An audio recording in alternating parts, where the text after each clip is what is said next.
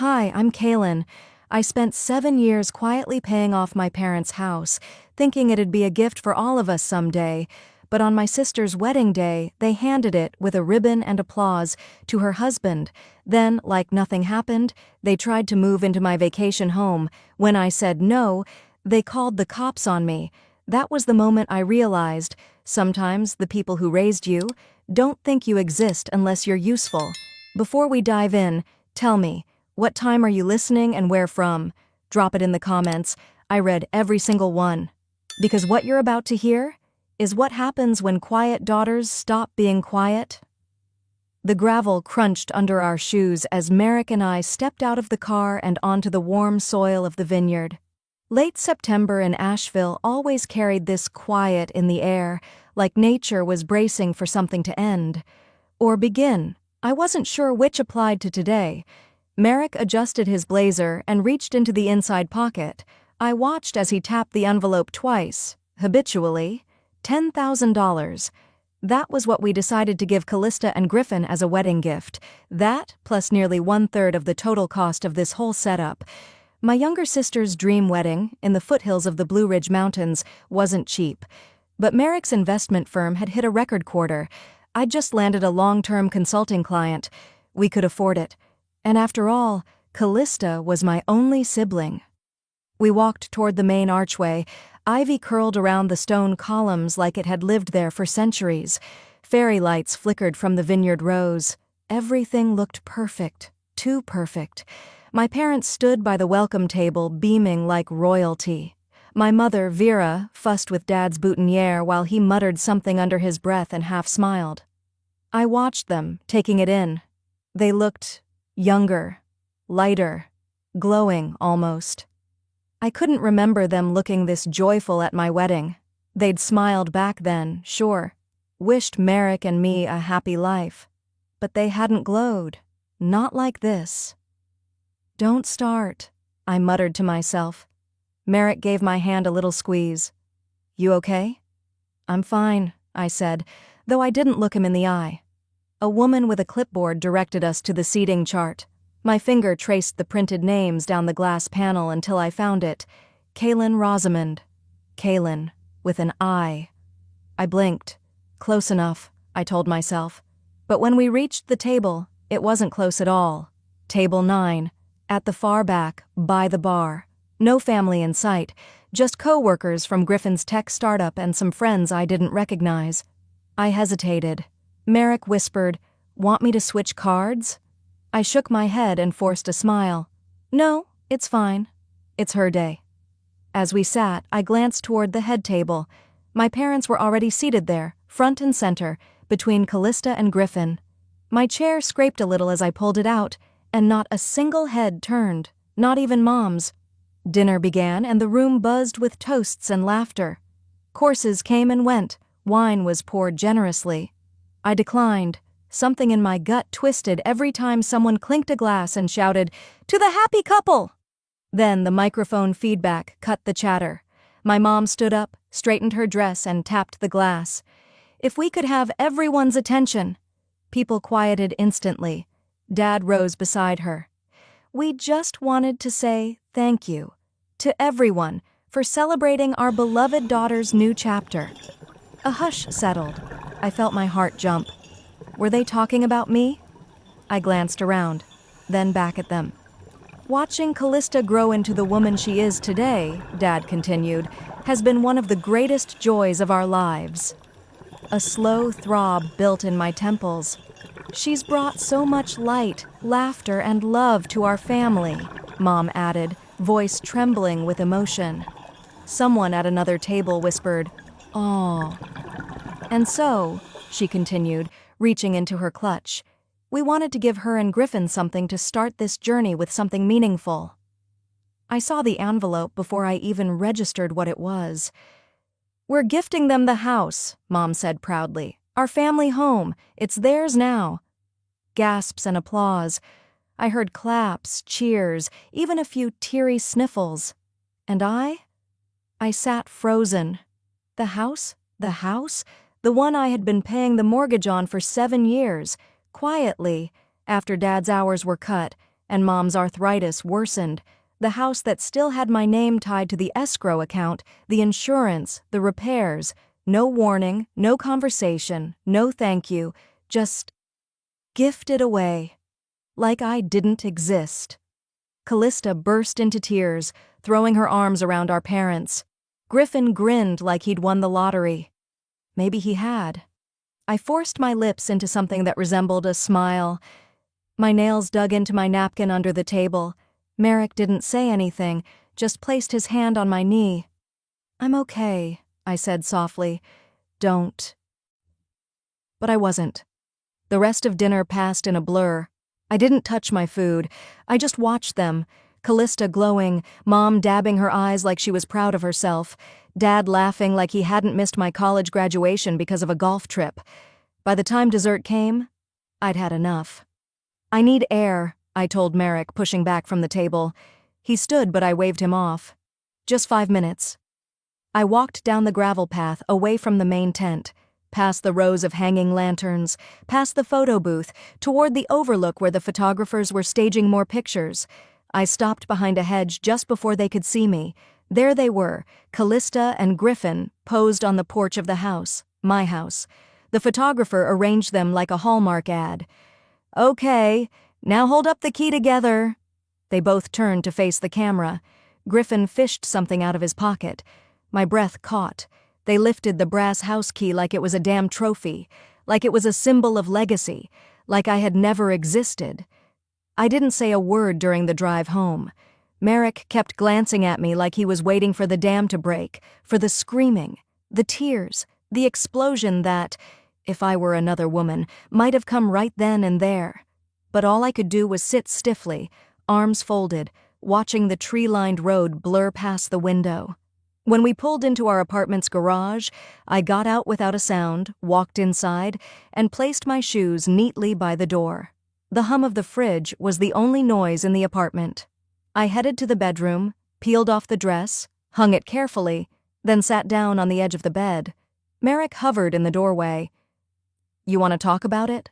I shook my head. "I'm fine." He stayed quiet for a beat. "Kaylin, that was—" "I should have seen it coming," I said, cutting him off.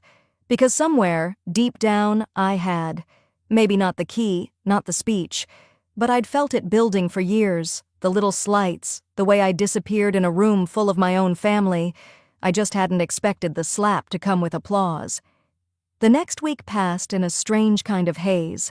I went through the motions, client calls, spreadsheets, case reviews. But my mind wasn't really there. Every time someone mentioned weddings or family, it was like someone dragging a fork across a plate in my head. Then, on Wednesday, it arrived, a pale pink envelope tucked between bills and a grocery coupon flyer. Merrick brought it in and tossed it on the counter. "Looks like a thank you note." I stared at the cursive writing, Merrick Davis and guest.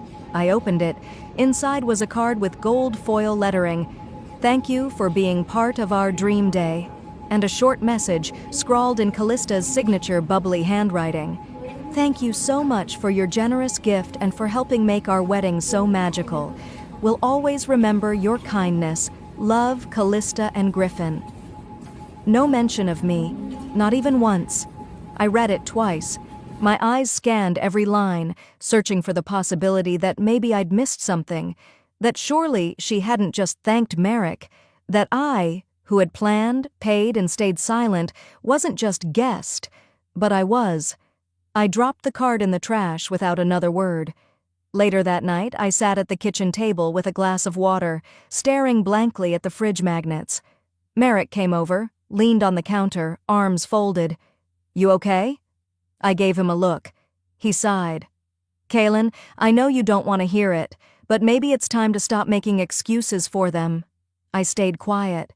"You've done more for them than most people would. You paid their mortgage. You show up for every birthday, every holiday, even when they forget yours. And they act like you're, what? Some neighbor who drops by out of politeness?" I opened my mouth to defend them. "They mean well," I started.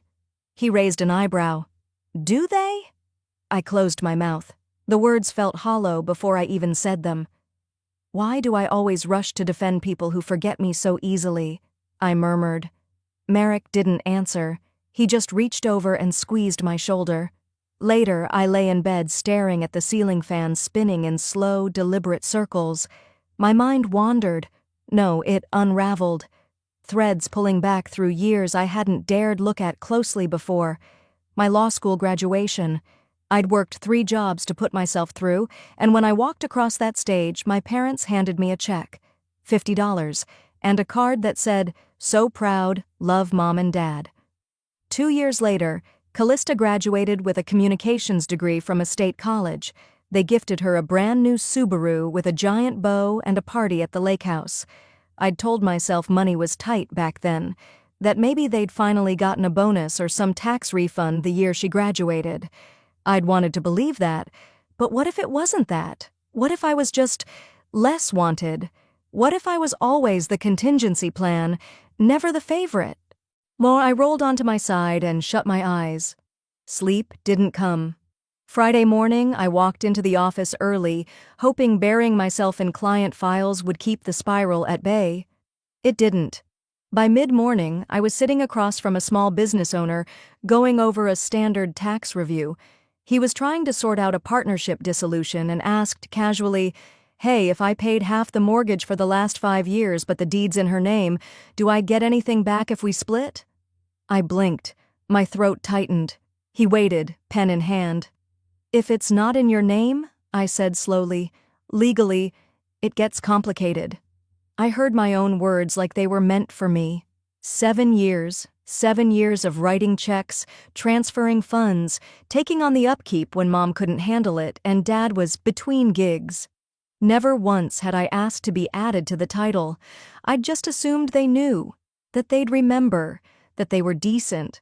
But decent people don't erase your name from a card. Don't call your partner and guest. Don't take what you've paid for and hand it off like a door prize. Back at my desk, I opened the real estate records database. It took 5 minutes to confirm what I already knew. The house had always been in their names, Ronald and Vera Rosamond. No cosigner, no amendment. And last week, the deed had been officially transferred to Griffin and Callista Holloway. Recorded, notarized, final. I sat there for a long time, not moving, not thinking. Eventually, I opened my drawer, pulled out a Post-it, and scribbled something on it. I wasn't part of the gift because I was the one who paid for it. That night, when the phone rang and I saw my mother's name, I already knew it wasn't going to be an apology. The phone rang twice before I picked up. "Hi, sweetheart," Mom chirped, as if she hadn't just watched me disappear from her daughter's wedding in stunned silence. "It's been too long. Callista and Griffin just got back from Bora Bora. We're having dinner this Saturday, just the 6 of us. You and Merrick should come." Her voice was all frosting, no cake. I waited a beat. "Dinner," I said flatly. "Yes, we'll make that rosemary pot roast you love. Come around 5? I don't know why I said yes. Maybe some broken part of me still wanted an explanation, hoped they'd admit they'd gone too far, that this dinner would be a peace offering, a conversation, a chance to acknowledge what they did. But deep down, I knew better. Saturday came with a gray chill that didn't quite match the calendar. Asheville was shifting into fall. The leaves hadn't fully turned, but the breeze carried the first hints of change. Merrick and I drove in silence until we hit the turnoff. I stared at the familiar mailbox. The house looked the same, and completely different. There were new curtains in the front window, white lace where Mom's sunflower valances used to hang. The doormat read, "The Holloways, Estar 2023. Callista's pink running shoes were parked by the door, lined up neatly beside Griffin's oversized sneakers. I stood on the porch and stared at the brass knocker I'd helped Mom polish every Thanksgiving growing up. "It's like I never lived here at all," I whispered. Inside, the smell hit me first. It wasn't just the pot roast, it was the candle. Vanilla cashmere, Callista's favorite. Mom used to burn cinnamon apple. The living room had been rearranged, my father's old recliner gone, a sleek cream-colored sectional now curved under the window. Dinner was already served when we stepped in. My mom kissed my cheek like nothing was wrong. "You look tired, honey. Working too much? Callista beamed from her seat, radiant in a white sweater that probably cost more than my monthly car payment. Griffin gave me a nod like we were old buddies. Merrick and I took the only 2 remaining seats, one of which used to be my father's. I pushed a carrot around my plate, waiting. It didn't take long. "Well," Mom said, setting down her fork delicately, "now that Lily and Griffin have their own space, your father and I have been thinking—" My gut tightened. Dad jumped in. "We'd like to move into your cottage." My brain stalled. "What?" "You know," he continued casually, "the little house you bought up in Fairview. It's perfect for us. Quiet, single story, close to our church." "You want to move into my home?" I asked, trying to keep my voice even. "Well, it's not like you use it full time," Mom said, smiling too brightly. "And it's just sitting there most weeks." Callista added, "You and Merrick could live together, couldn't you?" Merrick's jaw clenched. I stared at them, my mother's hopeful expression, my father's expectant nod, my sister's smug little half-smile. It hit me. They hadn't invited me to dinner for closure or reconciliation. This wasn't about family, this was about acquiring the next thing I built. "Bus," I set my fork down. "So, let me get this straight," I said slowly, calmly. "You gave away the house I paid the mortgage on for 7 years, and now you expect to move into the one I actually own?" "Kaylin, don't be so harsh," Mom said. "We're not taking it, just living there." "You didn't even ask. You decided, like always." "You're being dramatic," Dad muttered. "No," I said, my voice sharper. "I'm finally being honest." Callista slammed her fork down. "You've always been jealous." The room went still. "You never liked when I got more attention, more help. You act like you're so noble, but you've been bitter since college. That's why they love me more. I never made them feel guilty for it." My breath caught. And just like that, there it was. Out in the open. What I'd never dared say, she screamed across a table set with our mother's best china. "They love you more," I repeated softly. Nobody denied it. Not even them. Merrick reached under the table, took my hand. I stood up. "If they love you so much, maybe they can live with you." I pushed back my chair. Merrick followed. Nobody moved to stop us. As I shut the door behind me, I didn't feel guilty. I felt awake. I didn't say much on the ride home that night. Merrick didn't push. The car was silent except for the low hum of the heater kicking in. It had dipped into the 40s, the kind of chill that settled into your bones more than your skin. At home, I dropped my purse on the side table and slipped off my shoes. My hands moved on autopilot, tidying the pillows, opening the fridge just to stare. But inside, everything had shifted. The guilt that usually crept in after a family confrontation wasn't there. Not this time, just a strange clarity. Like something had finally snapped back into place. For the next few days, I buried myself in work. I let the office eat me whole. Client calls, tax prep files, budget forecasting for a small bakery downtown. It was easier to focus on someone else's numbers than my own thoughts. That Friday, I took the day off. I wanted a break before quarterlies started rolling in.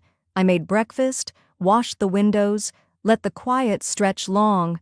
Then my phone buzzed. "Motion detected at your property." My eyes locked onto the notification. Brevard, the vacation home. Seconds later, another buzz.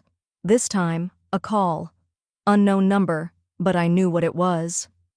"This is Dana from Carolina Watchdog Security. Are you the homeowner of 417 Orchard Trail?" "I am." "We had a motion alert. 2 individuals entered using a key. Their names match a Ronald and Vera Rosamond. Can you confirm authorization?" I stared at the floor. "They used a key?" "Yes, ma'am." "That key was not given for that purpose. Do you want us to alert local law enforcement?" "Yes," I said calmly. "I want them removed." By the time I hung up, Merrick was standing in the doorway. "What happened?" "They're in the house." "The Brevard house?" He blinked. "Kaylin, they used a key. Like they belonged there." 10 minutes later, we were on the highway.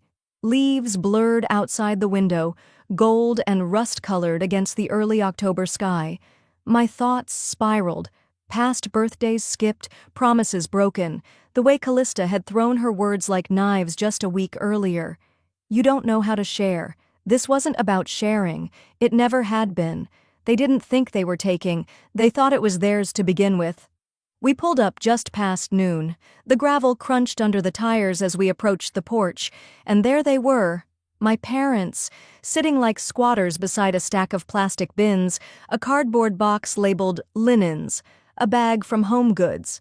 My mom was sipping from a travel mug. My dad stood when he saw us, as if this was some kind of reunion. "There you are," he said.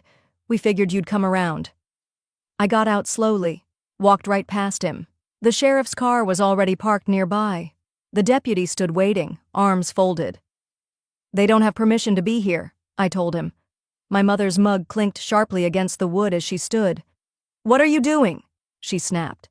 "After everything we've done for you, how can you be so ungrateful?" "Ungrateful," I repeated, almost laughing. "You handed away my childhood home like a door prize.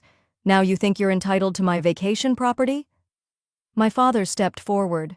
"It's just temporary. We assumed—" "That's your problem," I said coldly. "You never ask. You assume. You take." "Kaylin," my mom's voice broke into something shriller. "We are your parents. We raised you. We supported you." "What exactly did you support?" I cut in. Because I remember my 21st birthday dinner being skipped for Callista's volleyball game. I remember paying off your house when you were behind on taxes, and I remember getting a $50 check for law school graduation while you bought her a car. Her face twitched. That was a different time. No, it was always the same time.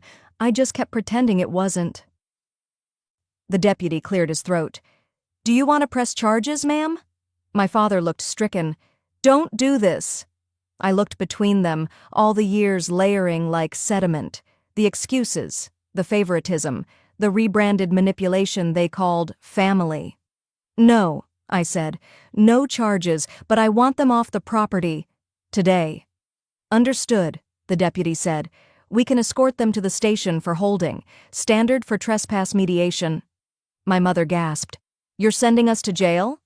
"Maybe sitting still will make you think," I replied. By the time they were seated in the back of the squad car, Merrick was loading their things into the trunk of our car.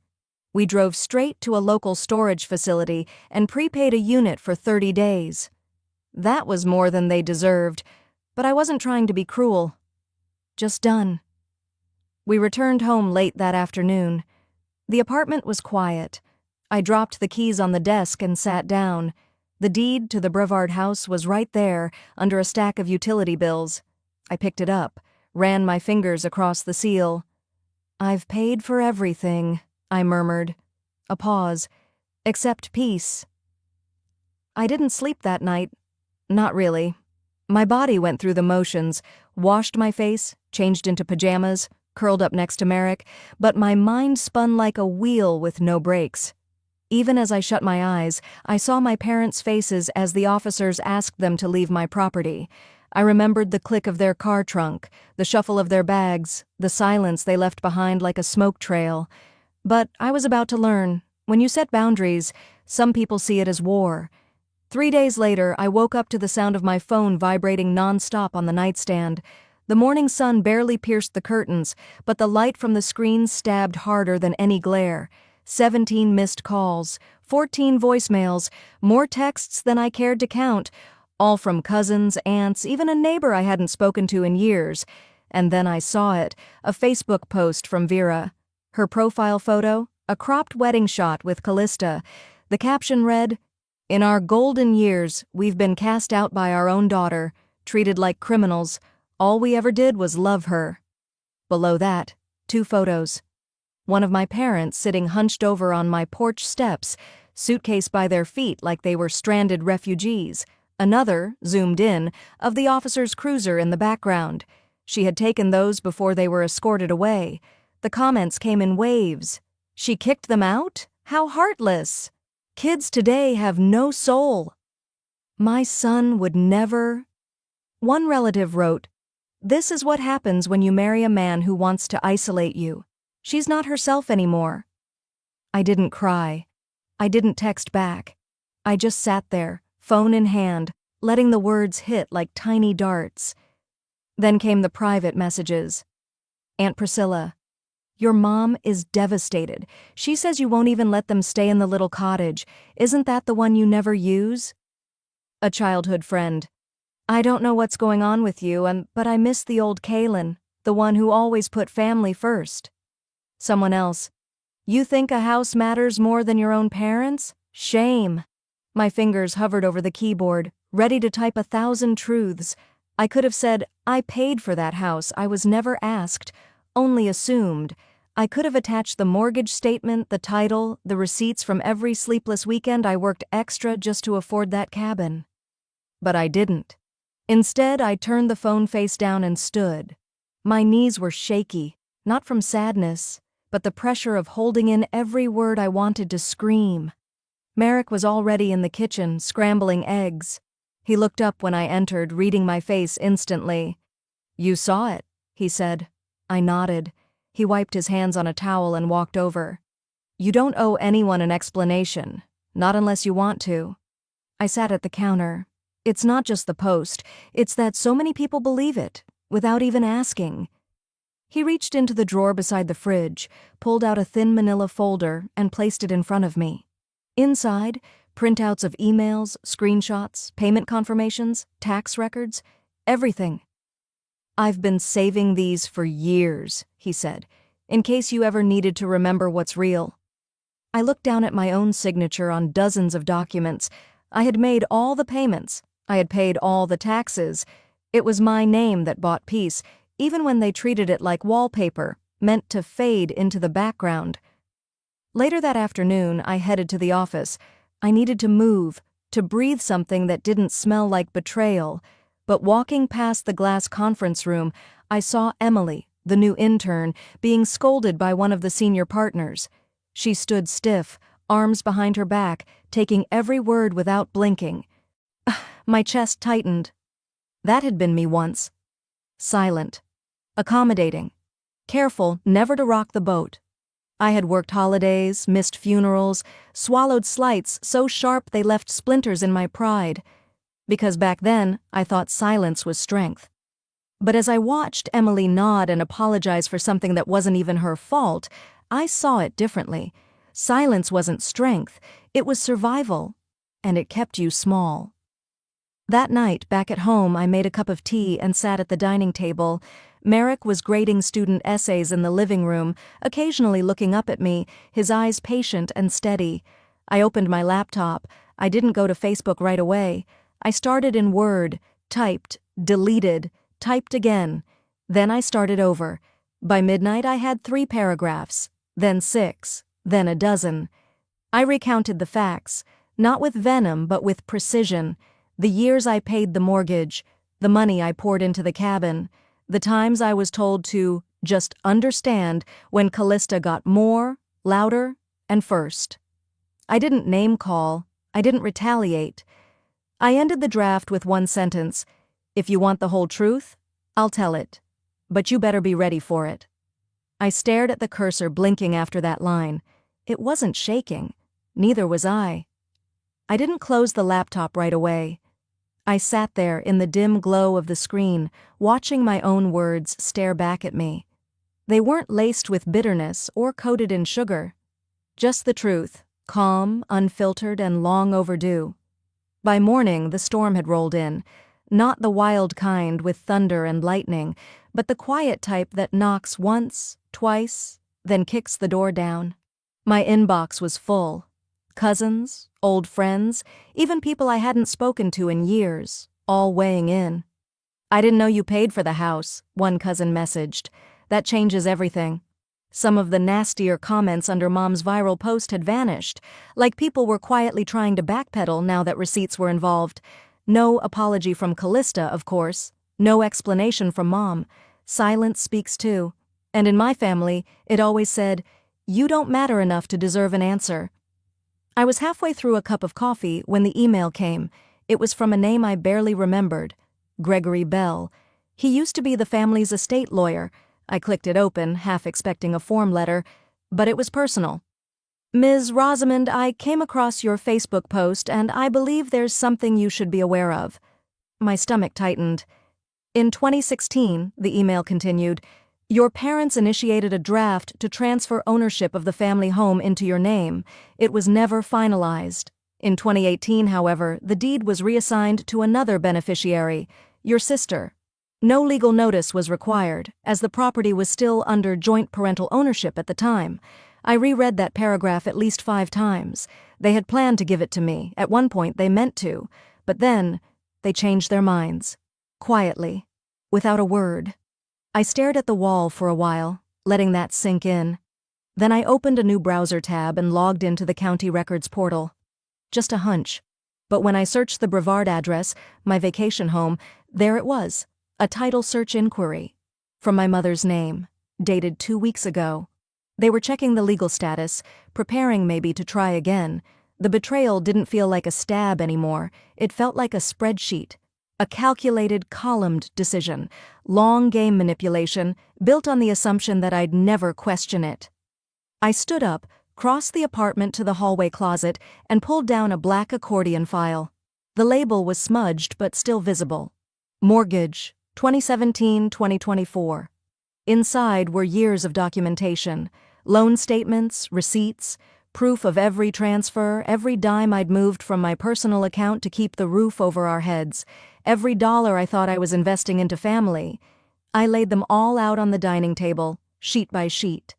By late afternoon, I had scanned and organized everything into digital folders, labeled, time-stamped, undeniable. Then I sat back at my laptop and drafted a second post. No emotion this time. Just facts, screenshots, PDF attachments, the math. I laid it all out. The mortgage terms, the automatic payments, the home repair expenses. At the bottom, I typed one line. For years, I paid in silence. Now I present the math. I hovered over post, finger still, breath even. Just as I was about to click, my phone buzzed. Merrick, you might want to see what Callista just posted. I opened the app and saw my sister, hair curled, makeup flawless, standing in front of the porch at my vacation house. My porch, captioned in pastel script, "Home is where the heart is." My fingers curled into a fist before I even realized it. I didn't scroll. I stared. There she was, Callista, glowing in soft morning light, holding a mug I recognized. My mug. The one I'd bought from that little shop in Brevard, hand-thrown pottery with a blue glaze that reminded me of the lake. Her caption read, "Peaceful weekend at the lake house. Grateful for family." I kept looking. Another photo, Callista and Vera side by side, laughing on the porch swing I had installed myself during that brutal summer, staining wood under the sun until my palms blistered. The background gave them away. The birdhouse Merrick had mounted on the cedar tree, the wild mint we planted near the stairs, the welcome mat I never replaced after Mom called it too plain. It was still there, like I'd never left. I didn't comment, didn't text, didn't throw anything. I whispered to no one but myself, steady and low. So, it's war then.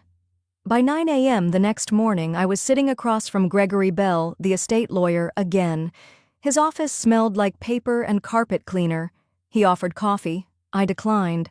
I slid a manila envelope across the desk, thick with receipts, scanned documents, and mortgage summaries. He leafed through them, nodding as he scanned key points. "This is thorough," he said. "We could file for injunctive relief if they attempt any claim or entry again." "I want more than that," I said. His brow arched slightly. "I want a cease and desist letter," I added, my voice flat. "Legally binding. Specific language. Directly to Vera and Callista. No room for misunderstanding." He didn't blink. Done. That evening, Merrick came home carrying 2 grocery bags and a look I'd learned to read, quiet but urgent. "There's something you need to hear," he said as he set the bags down. He pulled out his phone, tapped around, and handed it to me. The recording was dated 6 months ago.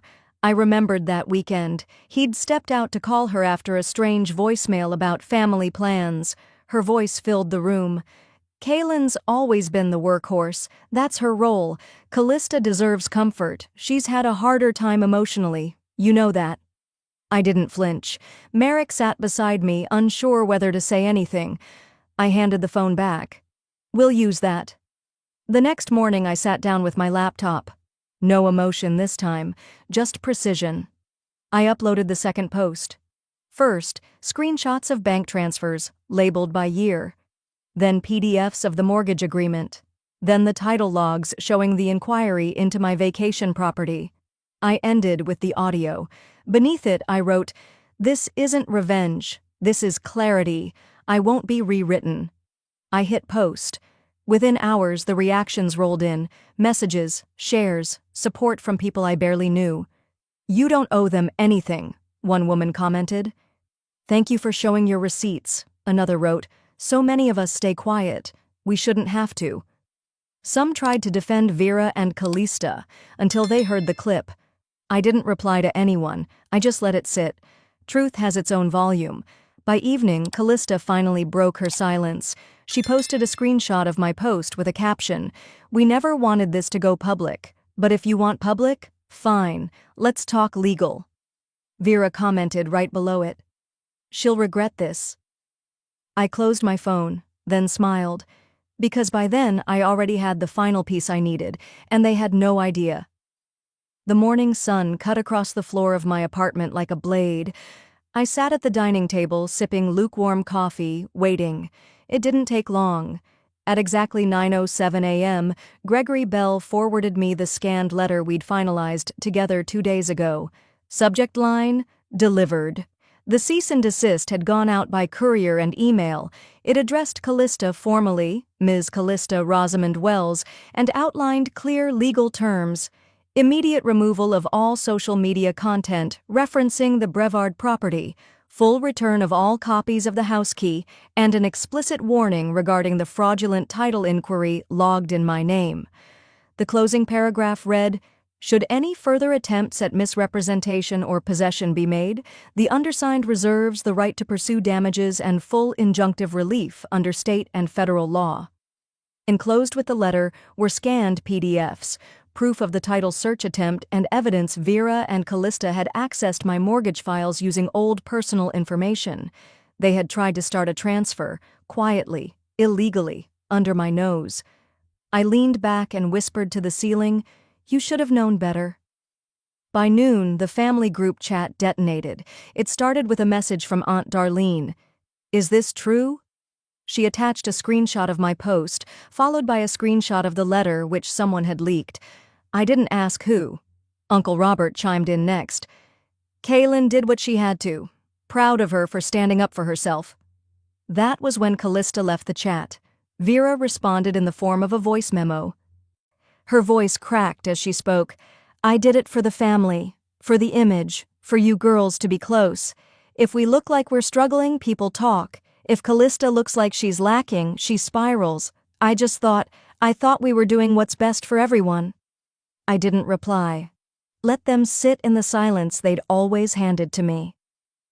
The call from Callista came at 5:41 p.m. I stared at the name glowing on my phone. I picked up. "You really want to drag our family name through court?" she said immediately. "It's already there," I answered. "I'm just finally in the room."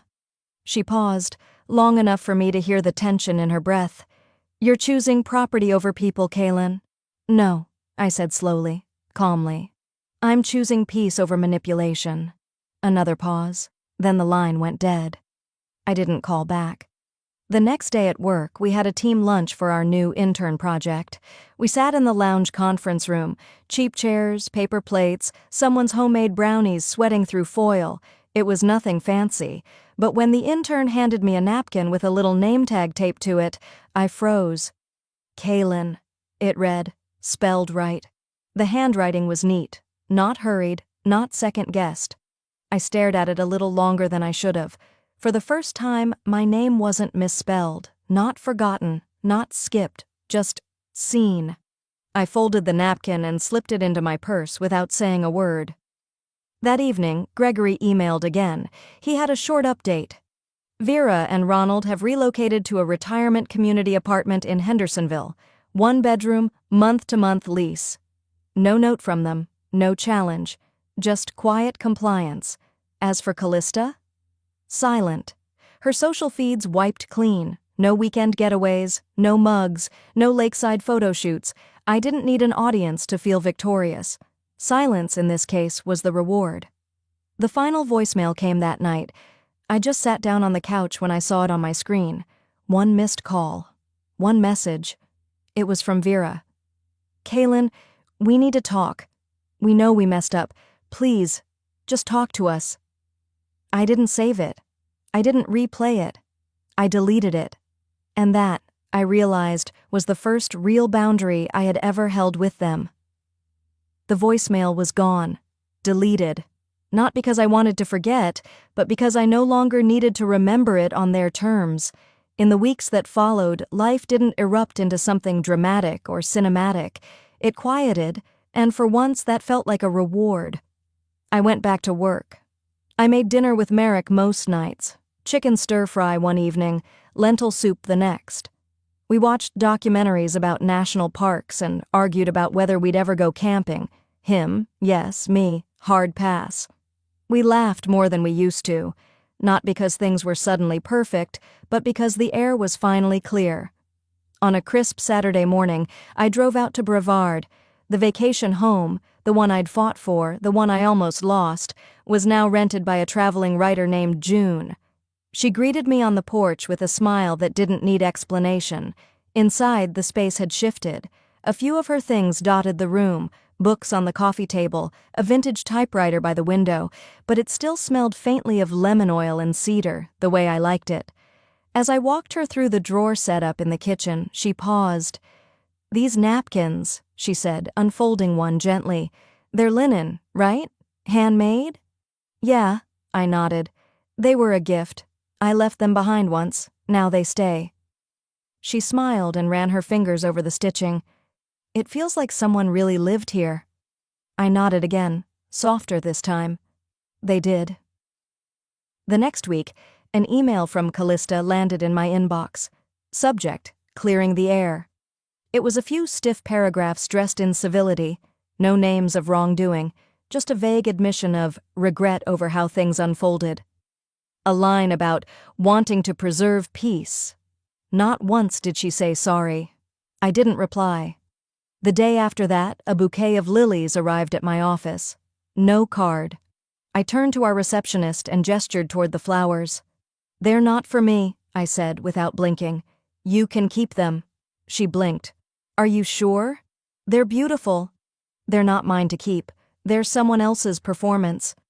She took them, and I returned to my desk. On a rainy Thursday, I had lunch with one of my longest clients, Lorraine, a retired professor with a sharp tongue and sharper eyes. She'd been widowed for 10 years, but still wore her gold band like it was armor. Over coffee, she said it out of nowhere. "You always did your job quietly, Kaylin, but I've watched you. You never let them erase you." It landed heavier than I expected, not because it was a compliment, but because it came from someone who didn't flatter easily. I smiled, swallowing a lump I hadn't realized was rising. "Thank you," I said. "That means more than you know." A few days later, I passed by a storefront in Asheville, glass windows streaked with early spring drizzle, and caught my reflection. Not a villain, not a victim, just me. Hair a little windswept, eyes less tired than they used to be, a woman who no longer lived to be chosen. A woman who chose herself. In my head, I could hear it clearly. They called me ungrateful, but what they really meant was, "You stopped giving us everything we asked for. That wasn't betrayal. That was boundaries." At the office, I began mentoring a new junior hire, Anna, fresh out of grad school. Quiet, capable, a little too quick to apologize. One afternoon, I walked past her desk and saw her face fall as a partner took credit for her work. I stopped, turned back. "Hey," I said firmly but gently. "I saw the report. You did good work. Next time you bring it to the meeting yourself."